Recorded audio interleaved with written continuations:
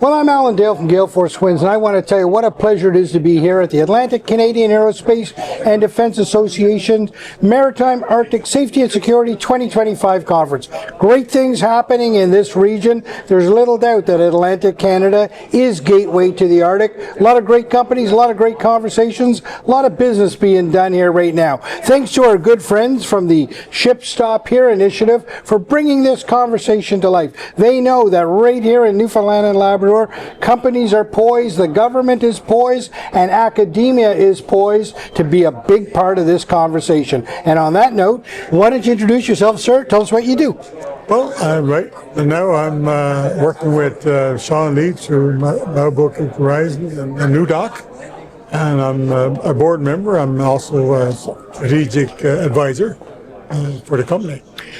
Chief, the conversation with the Indigenous community is so vital as we move forward. Talk to me about the importance of it. Well, absolutely. You know, given the fact that Aboriginal people in Newfoundland were written out of terms of union in 1949, and took us something like 25 to 30 years to regain what we should have had in 1949, and then with that come negotiation with government, and then moving outside the colony, or taking outside the box, look at what companies can we get involved with to help our own source revenue. Mm-hmm. And we've been able to do that through, we now have our own fleet of fishing boats to help with some major companies, getting involved with New Dock and Maritime Horizon. We actually co-own with that company a decommissioned icebreaker that we use for students on ice and seafarers. It's also doing environmental work.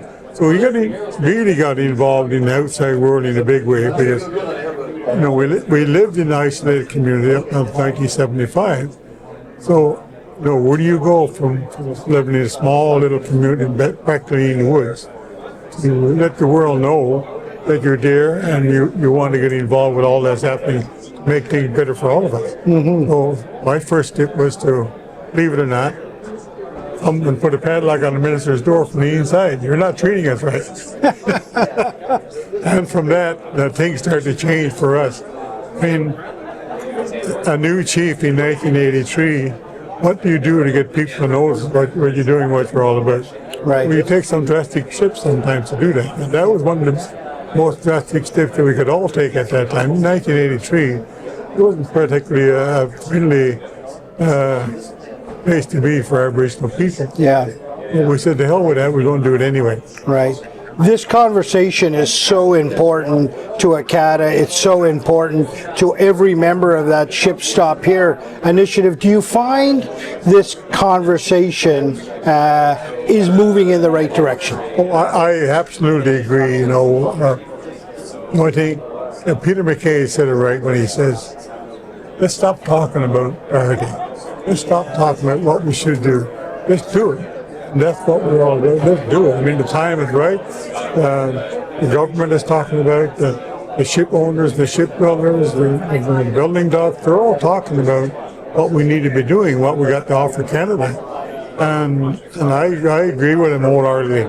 Let's do it. Let's stop. The time for talking is over. And now is the time, right? Now is the time to do it. Yeah. We have a government that's saying the same thing we're saying. We have provincial government that are willing to help us get to where we want to go. I know in Ontario, for instance, that the Ontario government has put a lot of money into shipbuilding. Quebec has done the same thing. Nova Scotia has done the same thing. There's time right now for the government of Canada and the province of Newfoundland to put money into shipbuilding in this province. We are the gateway to the Arctic. Yeah. We've been had ships coming to Newfoundland for 1,000 years. Right. The Vikings landed there 1,000 years ago. Yeah. And, so this is a gateway to the Arctic without a doubt. So we need to make that happen. Yeah. With the help of all the business that's there, government, everybody involved, we all need to pull together. It's not one company, one show. It's got to be everybody pulling on the same rope to make this happen. Yeah. There's enough there for everybody. You know, I often talk about the recipe for success is that collaboration between government, industry, and academia.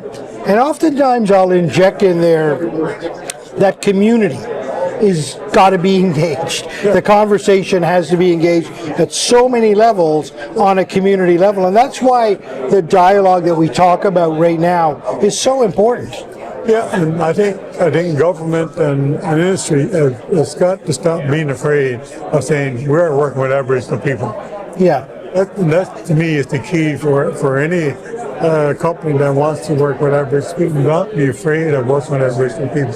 We have some really smart people. Yeah. We've been on this land forever, and we've got lawyers, doctors, nurses. We have so many people that have gone out and got an incredible education is now working for us.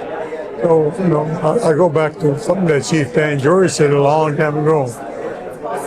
We have to put down our bows and arrows, we have to put down our guns. Our new warriors will be going to universities and taking over basically the government that rightly should be done a long time ago. So never mind, you can't forget the past, but the future for future generations who are reaching the technology age, we have to make a world for them. Right.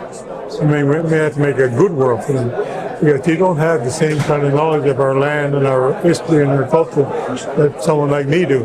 Right. I say that kind of wrong, me do, but at the same time, I grew up in a time we had nothing at all. I'm 78 years old, so I've lived through a lot of changes in my life. Yeah. Chief, there'll be a lot of companies here, in this sector, in the defense sector, in the marine sector, and they would be very interested in engaging with Aboriginal, colleagues and looking at ways to work together. What would be that piece of advice that you would give those companies in engaging with the Aboriginal folks? The first step and the simplest one of all is come talk to us. That's all it takes. The conversation, the first cup of coffee, and from the heart, I want to work with you. I want you to be part of what we're doing. Yeah, well, that's good, right? It's just open the dialogue and get going, right? Absolutely. Don't be afraid to open that dialogue. Absolutely. I mean, we are wide open to work with anyone who want to work with us. Yeah. And that's how we build our own community. That's how we help build this nation. That's how we help, this province. Between our band and the Collingwood First Nation, I mean, we're a large force of Aboriginal people. And we put out into an economy between the two bands over $400 million a year. Wow. And that's not a drop in the bucket. I mean, any band's coming. Yeah, exactly. And the government's got to be aware of that. Yeah. Chief, an absolute pleasure to have your perspective and be in conversation with you. Thank you. Thank you very much, sir. My pleasure.